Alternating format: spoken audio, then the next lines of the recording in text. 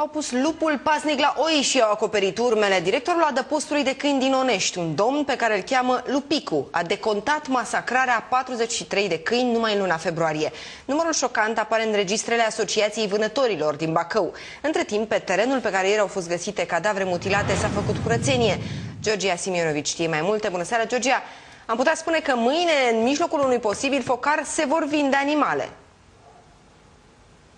Exact, mâine în oborul din Onești va avea loc târgul săptămânal de animale. Groapa în care ieri s-au găsit leșurile a 5 câini, 2 dintre ei fără bot, a fost complet acoperită. Și acum, acolo s-au instalat deja comercianții. Primăria nu dă niciun semn că ar vrea să continue această anchetă și să va alege cel mai probabil cu o simplă amendă. Iar șefii administrației locale ne-au spus că n-au destui bani pentru a face săpături în obor. Noi ne-am oferit să mergem acolo cu un excavator, dar ni s-a spus că nu avem ce căuta pe acel teren. Am ordin fără aprobarea primăriei, nu puteți intra înăuntru. Cine? Care nu puteți intra înăuntru? În spatele unui pasnic bine instruit se ascundea un masacru. Terenul pe care ieri se vedeau smocuri de blană ieșind din pământ și cranii împrăștiate din loc în loc a fost pregătit parcă pentru plantarea unor răsaduri. Șefii de la primărie nici nu vor să audă de alte săpături. N-am cum să vă dau, domnul Fundula, să intrați să săpați acolo.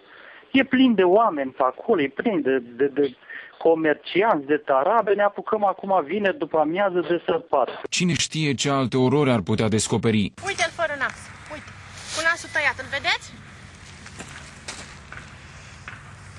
De ce s-a tăiat nasul? Ce știți dumneavoastră?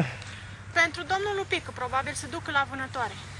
Să ia cartușii pentru vânătoare. Refuz să cred că unul din angajații mei a putut să se gândească la așa ceva, nu să mai facă. Însă angajatul viceprimarului, domnul Lupicu, directorul adăpostului pentru câini, pare un pasionat al vânătorii de câini. În momentul în care și-a preluat funcția, a cerut autorizație specială. Au împușcat și consemnat în cele 3 autorizații 43 de câini hoinari.